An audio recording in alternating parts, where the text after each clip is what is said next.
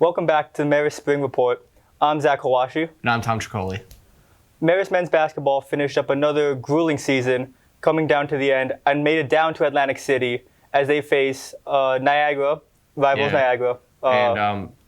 Marist fought right against Niagara at the very end of the season as well, coming down to the very final minutes of the game with a buzzer win. The matchup against Niagara, as you will see in the upcoming highlight, went pretty well. Fortunately, the Red Foxes would fall to Fairfield later on during the tournament. Pick it up here, second half. Niagara up 12. Quan Marble drives inside, gets it to go, plus the foul, and he would convert the and one. Marble would end the game with a team-high 15 points. Couple possessions later, Jaden Daughtry on the fast break, blocked by Dre Bullock. Gathered outside by Josh Pasquarelli, who misses the three, but Javon Cooley with the putback slam to cut the Niagara lead to single digits.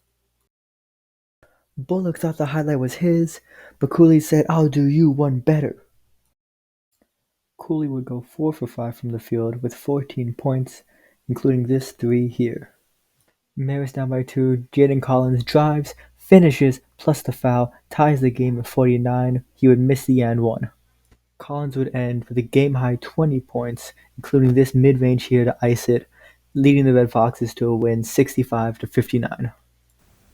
Hopefully the men's basketball team will fare better in next year's MAC tournament. Moving from one MAC tournament, however, to another, we have the upcoming softball tournament. So talk a little bit about this team.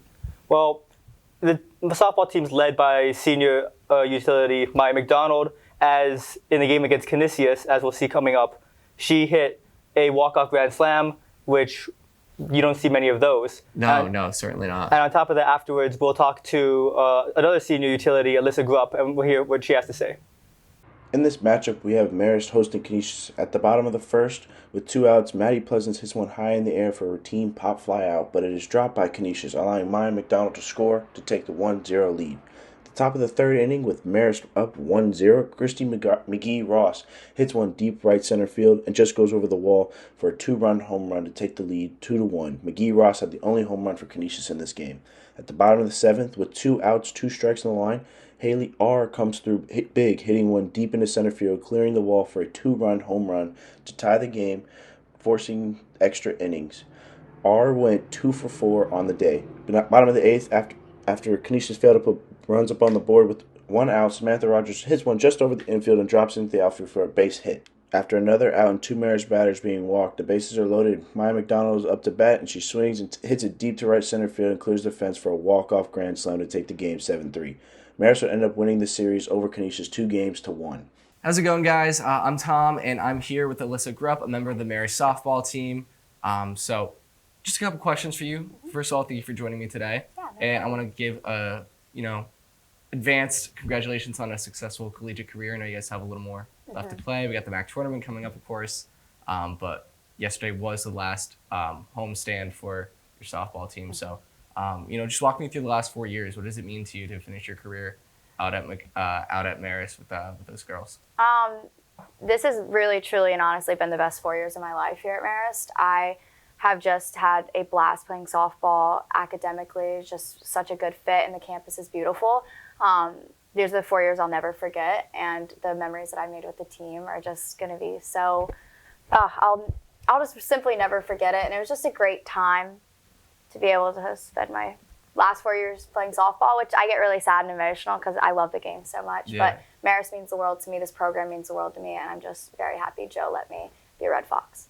I love to hear that. That's Yeah. awesome. So you guys finished out the series yesterday against Canisius, 2-1 across the 3 games, but you had a pretty big RBI yesterday. So what was going through your mind when you walked up to bat and you had loaded bases there? So it was funny. So the day before, on Saturday, I came up in the same situation, bases loaded with 1 out, and Geis got my number that time. I struck out on a changeup in the dirt. So that was pretty frustrating, but I tipped my cap. She was a great pitcher. She beat me. Prior to that at-bat, Coach Joe called timeout. He pulled me over. He goes, "This is your senior moment. Take it in. I know what you can do." And before that, Geis had my number. I think I was 0 for 6 off of her going into that at-bat. So I just wanted to put up a good at-bat and do something productive for the team and try and get something going. Worked myself pretty in a hole pretty early in that count. But I just told myself, you've been here before. Pressure's a privilege. Have some fun and do your thing. And I poked out a little single and scored those 2 runs, and that's a moment I'll never forget. Thank you for joining me. no problem. Once again, this was Alyssa Grupp of the Marist softball team. I'll send it back to you guys at the desk. Thank you, Alyssa Grupp, for doing the interview with us. It was greatly appreciated. And best of wishes to you and your team in the MAC tournament. So going from that, now we have another defending MAC championship, the men's lacrosse, who recently played Siena in an ESPNU tournament that was nationally televised. We have Noble Smith, who earned MAC Player of the Week defensively, and Joshua Balkersell, who earned Offensive Player of the Week. And not only that, but also earning first team in the All-MAC tournament. Yeah, I mean, this team was very good the entire season. They had their ups and downs, but they showed that they can actually really get in there with a team like Siena, who they had won the last 8-9 games in a row against them. This is a team that it's also a rematch of last year's MAC championship game, which is always going to be a good and entertaining fight between them. In this nationally broadcasted ESPNU matchup, we got the MAC championship rematch between Marist and Siena.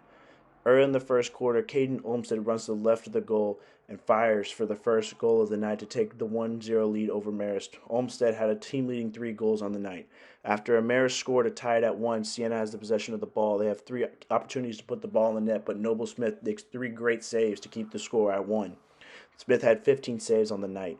Early in the second half, Christian Colantino drives in and kicks it back to Peter Murray, who shoots a on-the-run jump shot and scores the goal. Murray had a team high of 4 goals. Around 5 minutes into the third, Sam Farrell takes a shot on the goal and misses, but it was rebounded by Colin Patrick, who passes to Josh Balkersell, who scores the goal. That was Balkersell's 50th career goal and had 4 goals on the night. With just over a minute left, Siena's in scramble mode, but Josh Balkersell runs right around the defense into an open goal to eventually capture a 14-13 victory over Siena. Although this is a great win for the Foxes, later in the MAC tournament, they had to play Siena again and lost a tight one, 12-9. Yeah, and so we also have Joshua Balkersell and Peter Murray, who scored 4 goals in this highlight, as well as Noble Smith recording a total of 15 saves that ultimately speak to his Defensive Player of the Week and Joshua getting All-MAC tournament. Congrats on another well-fought season for Marist men's lacrosse. And now I'm joined by quarterback Logan Brabham of the football team, live for an interview. Hi, Logan. Thanks for joining us. When it comes to this upcoming season, how would you say the transition has been going from Coach Jim Parody and now incoming from Princeton, new head coach Mike Willis? So the culture has definitely shifted from where we were before. You know, we have examples of that would be like running around the weight room, you know, hitting numbers that we haven't hit before from being pushed through our coaching staff. You know, on offense, we have a whole new philosophy. Instead of it being like a slow kind of melodic, you know, offense, we're going much fast-paced, much faster, I guess you could say. Going from like a 15-second snap count instead of a 40-second snap, but which we did before. But it's definitely a huge difference. You know, these coaches are definitely pushing us to our limits. But yeah, it's been a great change so far. You know, we're seeing big results in the weight room and on the field. So yeah, that sounds really exciting. And then how would you say your time as a backup for the past couple of years served you in terms of being ready for the upcoming season, or maybe not, as in it was a different scheme, it was a different style of offense? Like, how would you say it prepared you, though? You know, just learning more of the college football game. It's much different than high school, move much faster, you know, different coverages, stuff like that. So, you know, moving from being a backup to potentially being a starter now, you know, you see a lot of the same coverages that you've seen over the past 3 years, whether that be a new offense, a new scheme.